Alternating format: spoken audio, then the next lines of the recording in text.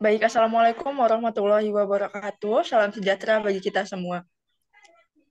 Kami dari Waalaikumsalam. kelompok 10 analisis laporan keuangan akan mempresentasikan hasil project based learning kami, di mana pada kali ini kami memilih perusahaan PT FKS Multi Agro. Namun sebelum itu, perkenalkan saya Febrianti Adija dengan NPM akhir 047 bersama rekan saya.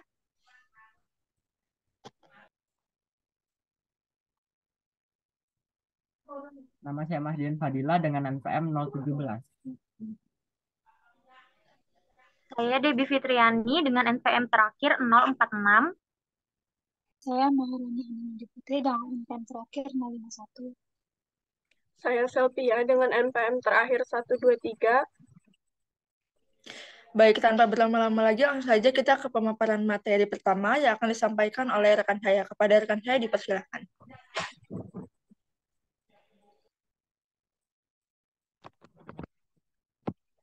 Oke, kelompok kami dalam hal ini project based learning kami adalah menggunakan perusahaan retail FKS Multi Agro Tbk. Perusahaan ini bergerak di bidang penjualan pertanian yang mempunyai valuasi keuangan yang bagus. Kami mengambilnya karena menarik karena mempunyai grafik keuangan yang bagus dan bisa dianalisis dengan baik.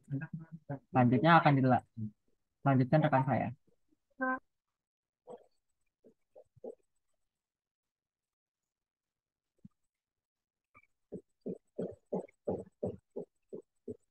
Oke, laporan posisi keuangan PT FKS Multi Agro. Total aset perseroan tahun 2022 tercatat sebesar 461,5 juta dengan menurun sebesar 14,2% dari 537,6 dari total likuiditas perseroan pada tahun 2022. Tercatat sebesar 294,1 juta US dollar turun menurun sebesar 23,2% dari 382,9 juta pada tahun 2021. Likuiditas perseroan tercatat sebesar 167,4 juta meningkat sebesar 8,2% dari USD 157 US dollar. Laba bersih komprehensif PT FKS Multi Agro pada tahun 2022 pendapatan perseroan tercatat sebesar 1.565 juta US dollar meningkat sebesar 15,4% pada tahun 2022. Pada tahun peningkatan pendapatan melebihi peningkatan beban pokok pendapatan sehingga laba bruto tercatat sebesar 83,7 juta US dollar meningkat sebesar 12,4%. Pada tahun yang sama laba usaha perseroan tercatat 50,4 juta US dollar meningkat sebesar 22,5% di tahun 2022.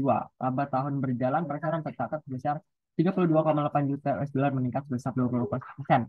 Dari grafik kita mengetahui valuasi perusahaan untuk pendapatan laba bruto, laba pendapatan perusahaannya kita mengetahui selama 5 tahun terakhir sejak 2018 hingga 2022 dicatatkan sudah sebesar uh, 40 juta pertambahan US dollar, yaitu meningkat sekitar 50% dan valuasi 62,5% selama 5 tahun terakhir. Dari laba bersih pun tercatat di tahun 2022 ada sekitar 50 juta valuasi yang sudah didapatkan. Artinya perputaran keuangan secara laba perusahaan sangat baik dan sangat sehat. Oke, selanjutnya rasio keuangan. Rasio lancar tahun 2002 meningkat 1,45 dari 1,30 kali di tahun 2021 yang mengindikasikan bahwa presiden mempunyai aset lancar untuk memenuhi liabilitas jangka pendek dengan kapasitas yang lebih sehat di tahun 2022. Rasio liabilitas terhadap ekuitas tercatat 1,76% di tahun 2002 dari 2,48% di 2021. Hal ini diakibatkan karena perutang utang bank tahun 2022 dan peningkatan ekuitas sebagai akibat peningkatan laba pada tahun 2002. Sedangkan rasio liabilitas terhadap aset tercatat 0,64 kali di tahun 2002 dari 0,71% di 2021 mengindikasikan bahwa kapasitas liabilitas terhadap aset lebih rendah dan rasio membaik di tahun 2022. Oke, selanjutnya saya akan menganalisis pada bab 2 pelaporan dan analisis keuangan. Pada 2018 terjadi peningkatan penggunaan kas bersih yang signifikan terutama disebabkan oleh pembayaran utang bank yang lebih tinggi. Hal ini dapat dilihat melalui laporan keuangan yang ada di sebelahnya, adanya peningkatan laba bruto dan juga penentuan laba tahun berjalan dari portofolio. Tahun 2019-2020 terjadi penurunan yang signifikan dalam penggunaan kas bersih disebabkan oleh penerimaan kas yang lebih besar dari pinjaman daripada pembayaran utang kepada bank. Lalu pada tahun 2020 itu terjadi peningkatan signifikan dalam penerimaan kas bersih, menandai perubahan dari pembayaran utang ke penerimaan kas dan dari pinjaman dan peningkatan laba. Oke, selanjutnya saya akan menjelaskan grafik dari kualitas pendapatan laba PT FKS Multi Agro. Tercatat bahwa ada penaikan penurunan perusahaan pada sejak 2017, tetapi untuk penjualan terjadi di 2020 tetapi tidak terlalu rendah karena penjualannya 2019-2020 diakibatkan COVID, total penurunannya adalah 6%. Tetapi hal itu berhasil dibalikan pada 2021 dan 2022 dengan penjualan meningkat dari 13,96 triliun menjadi 24,62 triliun setelah usai COVID. Artinya valuasi labanya pertumbuhannya sangat baik. Kita dapat dilihat dari beban pokoknya pun meningkat tetapi diiringi dengan penjualan dan juga laba operasi yang meningkat begitu pesat. Dari grafik kita mengetahui bahwa 2002 mengalami valuasi yang cukup besar dengan total 54,86%. Oke, selanjutnya kita akan menilai kualitas labanya pada tahun 2022. Penghasilan rugi komprehensif lainnya tahun berjalan pada 2022 mencatatkan rugi komprehensif tahun berjalan sebesar 6,5 juta US dollar menurun sebesar 1,82% dari tahun rugi 2021 senilai 0,5 juta US dollar. Perbedaan tersebut terjadi karena peningkatan rugi akuisisi kurs atas penyebaran laporan keuangan pada tahun 2022 sebesar 5,9 juta laba per saham. Pada tahun 2022 laba per saham meningkatkan 0,7 sekitar 11,6% dari total pendapatan laba tahun berjalan. Oke, laporan posisi keuangannya dapat kita lihat bahwa valuasinya sangat baik pada tahun 2021, tetapi pada 2022 asetnya mengalami penurunan karena adanya aktivitas penjualan aset. Total liabilitasnya turun juga dan juga total ekuitasnya meningkat signifikan sesuai seiring dengan pertambahan laba dari perusahaan yang menutup kemungkinan kerugian yang timbul dari risiko-risiko yang bertanggung jawabkan. Ini selanjutnya akan dilanjutkan oleh rekan saya. Baik, selanjutnya analisis bab 3 aktivitas pendanaan, di mana aktivitas pendanaan atau finance activity yaitu mengacu pada metode yang digunakan perusahaan untuk menghimpun dana untuk keperluan perusahaan. Ketika kami sudah merekapitulasi dari arus kas tersebut, maka aktivitas pendanaan pada tahun 2018, di mana kas bersih yang diperoleh dari aktivitas ini adalah sebesar 80 juta US dollar. Pada tahun 2019, penggunaan kas bersih dalam aktivitas pendanaan adalah sebesar 53,6 juta US dollar, mengalami peningkatan sebesar 132,7 juta dibandingkan dengan tahun 2018. Peningkatan ini terutama disebabkan oleh pembayaran hutang bank yang lebih tinggi. Pada tahun 2020, penggunaan kas untuk aktivitas pendanaan di tahun 2020 adalah sebesar 18,2 juta, menandai penurunan penggunaan kas sebesar 34,4 juta dibandingkan tahun 2019. Hal ini disebabkan oleh penerimaan kas yang lebih besar dari pinjaman daripada pembayaran utang kepada bank. Tahun 2021, kas bersih yang diterima dari aktivitas pendanaan pada tahun 2021 mencapai 65 juta US dollar, menandai peningkatan sebesar 83,1 juta dibandingkan tahun sebelumnya. Peningkatan ini terjadi karena penerimaan kas dari pinjaman melebihi pembayaran utang-utang bank. Dan pada tahun 2022, arus kas bersih yang digunakan untuk aktivitas pendanaan mencapai 27,9 juta US dollar. Dengan penggunaan terbesar adalah untuk pembayaran utang bank jangka pendek pada tahun tersebut. Nah, analisis pendanaan utang pada bab ini yaitu berdasarkan teori keuangan yang menyatakan bahwa nilai sekarang merupakan ukuran yang lebih tepat atau komitmen kas masa depan. Meskipun ini benar, harus dicatat bahwa nilai sekarang cenderung mengestimasi komitmen kas masa depan perusahaan terlalu rendah. Data tersebut mendukung konsep bahwa nilai tercatat dari berbagai aset dan kewajiban keuangan pada akhir tahun 2022, 2021, dan 2020 secara wajar mendekati nilai sebenarnya. Selanjutnya ada liabilitas sewa. Pada awal sewa, kelompok usaha atau perusahaan mengakui liabilitas sewa dan mengukurnya dengan nilai sekarang dari pembayaran sewa yang akan dilakukan selama periode sewa. Ini termasuk pembayaran tetap, termasuk substansi pembayaran tetap dikurangi insentif sewa, pembayaran sewa variabel yang tidak bergantung pada indeks atau suku bunga dan jumlah yang diharapkan akan dibayar oleh garansi nilai residu. Dapat kita lihat pada gambar arus kas dari aktivitas pendanaan, di mana akunnya penerimaan utang bank jangka pendek, jangka panjang, penerimaan setoran modal dari kepentingan non-pengendali, pembayaran dividen kas oleh entitas anak kepada kepentingan non-pengendali, pembayaran liabilitas sewa, pembayaran dividen kas oleh perusahaan, pembayaran utang bank jangka pendek. Maka menghasilkan kas neto yang diperoleh dari dan digunakan untuk aktivitas pendanaan yaitu minus 27.867.869. Next.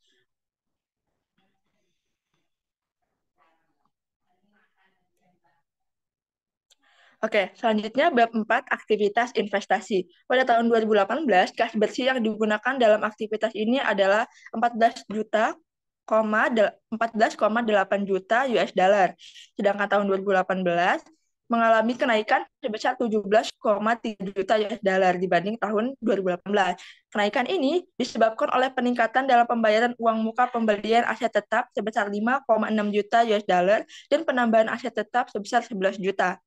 Tahun 2020 penggunaan kas bersih mencapai 8,6 juta sehingga hal ini menunjukkan penurunan sebesar 23,6 juta dibandingkan tahun sebelumnya. Penurunan ini disebabkan oleh penyelesaian pembangunan tahap pertama fasilitas gudang terintegrasi di Cilegon. Tahun 2021, arus kas neto yang digunakan dalam aktivitas investasi yaitu sebesar 6,5 juta US dollar, menunjukkan penurunan lagi dari tahun sebelumnya karena terjadinya pemangkasan pembiayaan modal untuk beberapa proyek pada tahun 2021. Tahun 2022, arus kas yang digunakan yaitu 11,2 juta, menunjukkan peningkatan sebesar 58,7% dari tahun sebelumnya. Peningkatan ini dikarenakan perusahaan membeli saham entitas anak yaitu PT FKS Pangan Nusantara pada tahun 2022. Selanjutnya, analisis risiko kredit. Analisis kredit yang dihadapi oleh perusahaan berasal dari pemberian kredit kepada pelanggan dan penempatan koran serta deposito di bank. Dalam hal piutang usaha, perusahaan memastikan penjualan hanya dilakukan pada pelanggan dengan rekam jejak kredit yang baik, sehingga pengembalian risiko kreditnya juga akan bersifat baik. Selanjutnya akan dijelaskan oleh rekan saya. Baik, selanjutnya adalah bab 5, yaitu aktivitas investasi antar perusahaan. Pada tahun 2018, melalui investasinya di PT FKS Multi Argo, perusahaan memulaikan menjalankan fasilitas terminal curah kepada di Teluk Lamongan dengan kapasitas sebesar 200 MT yang merupakan terminal terintegritas di Asia Tenggara. Selama tahun 2018, perusahaan dan anak perusahaan PT Nusa Prima Logistik dan PT Central Grain Terminal telah mengeluarkan 11,7 juta USD untuk pembiayaan modal. Lalu pada tahun 2019, perusahaan dan anak perusahaan FKS Multi Agro telah mengeluarkan 22 juta USD untuk pembiayaan modal. Pembiayaan ini digunakan untuk pembangunan terminal curah di Cigiding serta beberapa perbaikan fasilitas perusahaan yang lain. Lalu pada tahun 2020 terjadi penurunan aktivitas gas nikel yang digunakan untuk aktivitas investasi menjadi 8.620 US dollar. Hal ini disebabkan oleh penambahan aset yang cukup sedikit dan juga hanya total 8 juta dibandingkan tahun kemarin yang mencapai 22 juta US dollar. Karena pengeluaran tahun yang lalu cukup besar, maka pada tahun 2020 perusahaan memutuskan untuk menurunkan pembelian aset tetap. Lalu penurunan itu berkisar sekitar 70% dibandingkan dengan tahun 2019, yaitu totalnya 23 juta US dollar. Lalu pada tahun 2021, arus kas dari aktivitas investasi melakukan pendanaan investasi turun kembali menjadi 6 juta US dollar. Pembiayaan tahun ini pembiayaan tahun ini tuh untuk penambahan aset tetap dan uang muka yang bertotal tahun kemarin sebesar 2 juta US dollar atau setara dengan 10%. Tandangan investasi untuk kenaikan menurunkan neto sekitar 1 juta sampai 23 US dollar karena tidak mau kembali membeli aset karena difaktorkan juga terjadinya era COVID-19. Lalu pada tahun 2022 aktivitas bisnis dan juga pendanaan karena COVID kemarin, perusahaan ini membeli saham dengan total 4 juta US dollar sekitar 4 juta dolar dibandingkan tahun 2021.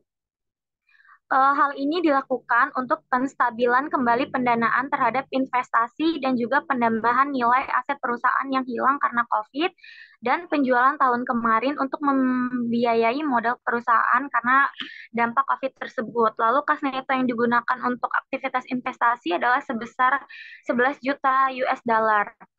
Lalu setelah kami menyimpulkan untuk tahun 2019 hingga 2022 ini, perusahaan memanfaatkan aktivitas investasi setiap pembelian aset atau investasi dalam proyek-proyek ekspansi dapat dikatalisator untuk penumbuhan bisnis. Lalu slide berikutnya.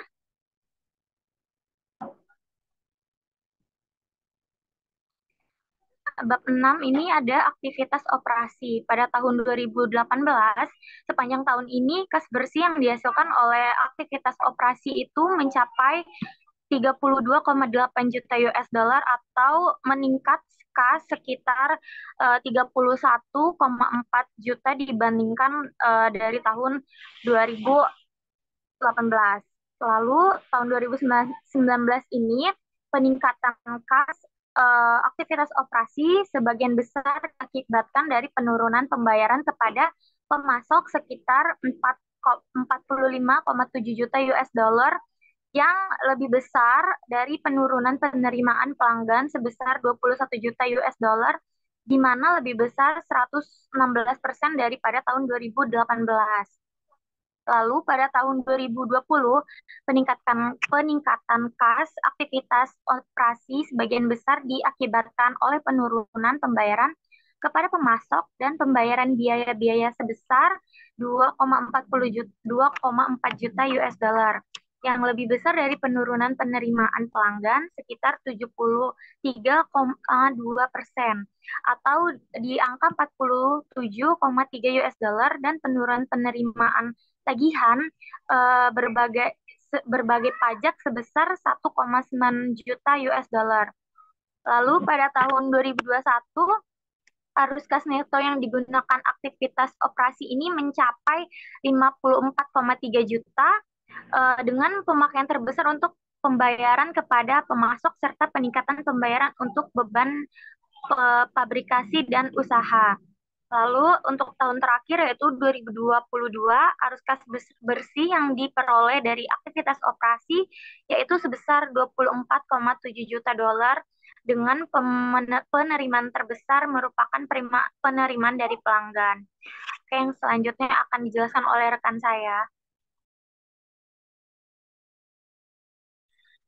Baiklah, dari hasil pemaparan materi yang telah disampaikan oleh rekan saya tadi, maka dapat disimpulkan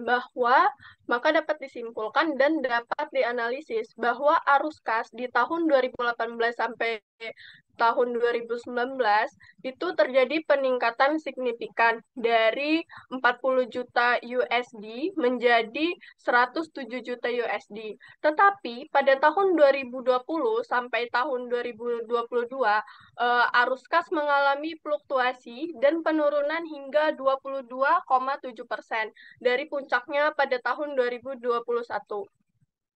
Kemudian peningkatan kas bersih dari aktivitas operasi terjadi setiap tahunnya, bahkan mencapai puncak pada tahun 2021 hingga sebesar 54,3 juta USD. Kemudian mengalami penurunan kembali pada tahun 2022. Terjadinya fluktuasi pada aktivitas pendanaan dengan penggunaan kas terbesar pada tahun 2019 dan 2021, disertai dengan peningkatan signifikan pada penerimaan kas dari pinjaman. Dan jumlah kas dan setara kas menurun hingga 22,7% dari tahun sebelumnya pada akhir 2022, mencapai 52,1 juta USD. Hal ini menandakan tantangan atau kebijakan tertentu pada tahun tersebut. Next.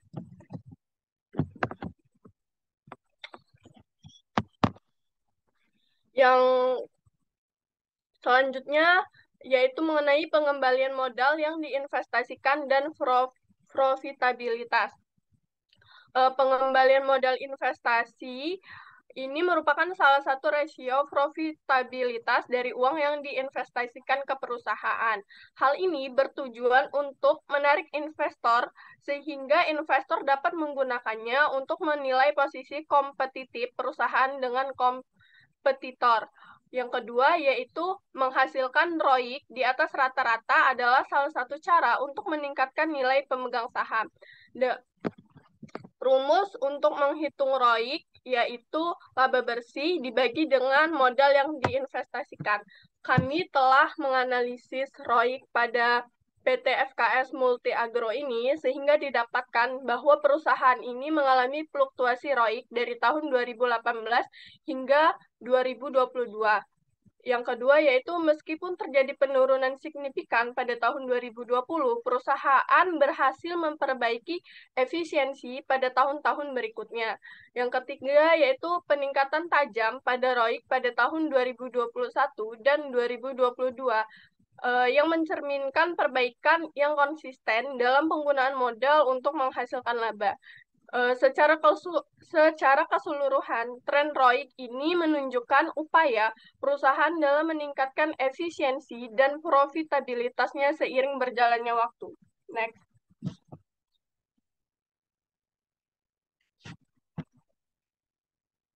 Baik, selanjutnya ada bab 9 yaitu analisis prospektif. Analisis prospektif adalah analisis mengenai estimasi hasil yang akan diterima di masa atau periode yang akan datang. Biasanya berupa laba atau aruskan ataupun keduanya. Analisis prospektif didasarkan pada analisis akuntansi, analisis keuangan, dan analisis bisnis dan strategi. Di sini ada proyeksi laporan laba rugi, yaitu komponen yang difokuskan pada proses proyeksi laba rugi adalah mengenai pertumbuhan penjualan. Dalam hal ini akan dilakukan analisis terhadap laporan laba rugi dan penghasilan komprehensif lain konsolidasi PT PFKS Multi Agro Tbk periode 2018 sampai 2022 menggunakan beberapa rasio yang relevan untuk menghasilkan proyeksi laporan laba rugi tahun 2023. Nah, di sini ada laporan laba rugi dan penghasilan komprehensif lain konsolidasi tahun 2021 dan 2022. Setelah mengetahui informasi keuangan tahun 2021 sampai 2022, yang harus dilakukan adalah mencari presentase kenaikan atau penurunan sebagai tren dari tahun 2021 ke tahun 2022, di mana nantinya presentase tersebut akan menjadi dasar proyeksi laporan laba rugi tahun 2023. Di sini ada perhitungan presentase estimasi tahun 2023, yaitu yang pertama ada pertumbuhan penjualan, yaitu rumusnya penjualan 2022 dikurang penjualan 2021 dibagi penjualan 2021 dikali 100%, di mana penjualan 2022 sebesar 1 miliar 565 juta 130.699 dikurang 1 miliar 356 juta 597.129 dibagi 1 miliar 356 juta 597.129 dikali 100% yang hasilnya 15,37%. Yang kedua ada margin laba bruto, yaitu laba bruto 2022 dibagi penjualan 2022 dikali 100%. Yaitu laba brutonya 83.729.361 dibagi 1.565.130.699, yang hasilnya 5,35%. Yang ketiga ada rasio beban umum, administrasi, dan penghasilan operasi lain. Yang rumusnya beban umum, administrasi, dan penghasilan operasi lain dibagi penjualan 2022 dikali 100. Yang dimana beban umum administrasi sebesar 23.716.064 dibagi 1.565.130.639 dikali 100% yang hasilnya 4,54%. Next.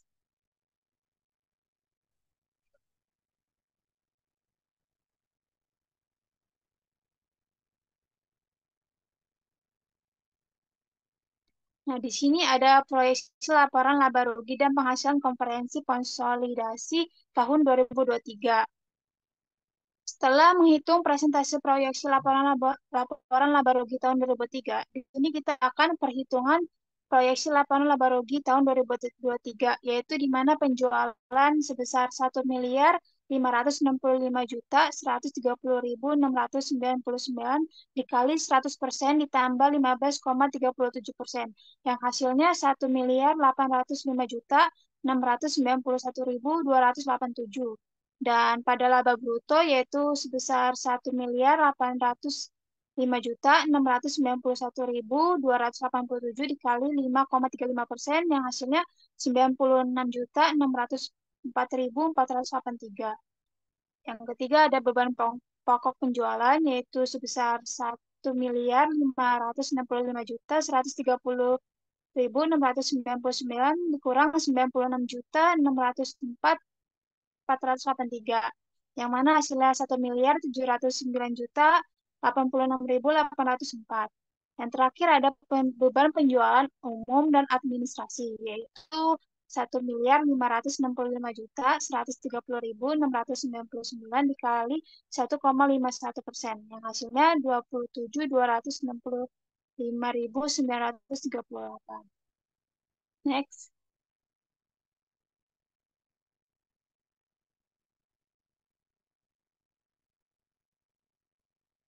Oke, selanjutnya ada bab 10, analisis kredit. Analisis kredit dapat dimulai dengan melakukan analisis terkait likuiditas dan solvabilitas perusahaan. Likuiditas adalah kemampuan perusahaan untuk memenuhi kewajiban jangka pendeknya, dan seberapa kemampuan perusahaan untuk menjamin kewajiban jangka pendek tersebut dengan aset yang dimiliki. Sedangkan solvabilitas adalah seberapa mampu perusahaan dalam memenuhi kewajiban jangka panjangnya dan juga mengukur seberapa jauh aset perusahaan dibiayai oleh hutang. Yang pertama ada likuiditas dan modal kerja. Likuiditas dan modal kerja adalah dua komponen yang saling terkait. Modal kerja merupakan ukuran atas aset likuid yang dapat menjamin suatu kewajiban yang dimiliki oleh perusahaan atau dengan kata lain dapat menjadi jaminan kepada pihak kreditor. Selain itu, modal kerja juga dapat menjadi ukuran cadangan yang tersedia untuk memenuhi kontingensi dan ketidakpastian yang berkaitan dengan arus kas perusahaan. Yang selanjutnya ada analisis likuiditas berdasarkan rasio lancar. Rasio lancar adalah rasio yang mengukur kemampuan perusahaan untuk menjamin liabilitas lancar menggunakan aset lancar yang dimiliki. Dalam hal ini dilakukan analisis mengenai rasio lancar PT FKS Multi Agro Tbk pada tahun 2018 sampai 2019. Pada tahun 2018 rasio lancarnya yaitu aset lancar dibagi liabilitas jangka pendek sebesar 343.061.766 dibagi 265.278.767 sama dengan 1,30%. Rasio lancar pada tahun 2019 yaitu 307.407.390 dibagi 260.746.372 yang hasilnya 1,18%. Rasio lancar pada 2020 yaitu sebesar 318.459.007 rupiah dibagi 263.134.605 yang hasilnya 1,21%. Terus ada rasio lancar 2021 yaitu 383.261.985 dibagi 288.273.046 yaitu sebesar 1,32. Dan terakhir rasio lancar 2022 yaitu sebesar 1,45%. Berdasarkan analisis tersebut, terlihat bahwa rasio lancar PT FKS Multi Agro setiap tahunnya memiliki kenaikan atau penurunan. Dari 5 tahun rasio tersebut menunjukkan angka lebih dari 1.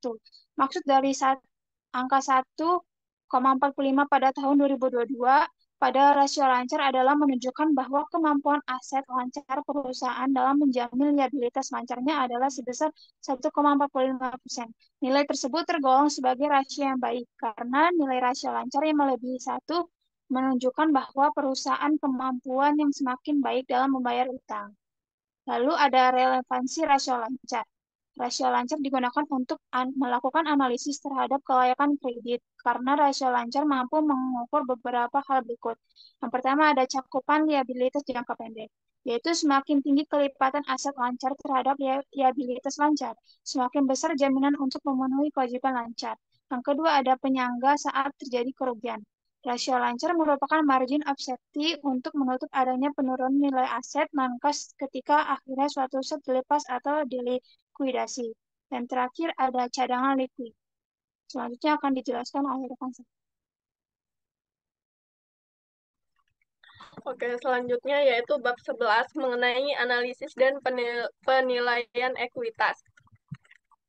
Dapat kita lihat diagram pada layar di samping ini menunjukkan bahwasannya PT FKS Multi Agro ini mengalami pertumbuhan ekuitas yang signifikan selama periode 2018 hingga 2022. Pada tahun 2018, ekuitas perusahaan mencapai 108,8 miliar, yang meningkat menjadi 116,9 miliar di tahun 2019. Hal ini menunjukkan adanya pertumbuhan sebesar 7,5%. Selanjutnya, terjadi kenaikan yang lebih tajam pada tahun 2020 dengan ekuitas mencapai 135,5 miliar, menunjukkan kenaikan sebesar 16%. Dari tren pertumbuhan ini berlanjut pada tahun 2021, di mana ekuitas terus meningkat menjadi 154,7 miliar. Hal ini mencerminkan pertumbuhan sebesar 13,9%. Kemudian pada tahun 2022, PT FKS Multi Agro mencapai ekuitas tertinggi sebesar 167,4 miliar, yang mana hal ini menunjukkan pertumbuhan sebesar 8%. Dari analisis ini menunjukkan kinerja positif pada perusahaan PT FKS Multi Agro dalam memperkuat posisi keuangannya selama periode yang diamati. Faktor-faktor seperti ekspansi bisnis, efisiensi operasional, dan manajemen keuangan yang baik mungkin berkontribusi dalam pencapaian pertumbuhan ekuitas yang konsisten. Next.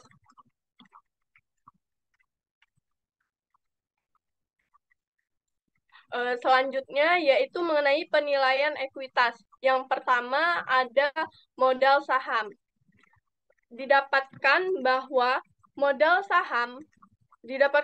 jumlah saham yang ditempatkan dan disetor penuh oleh PT FKS Multi Agro yaitu sebesar 480 miliar. Next.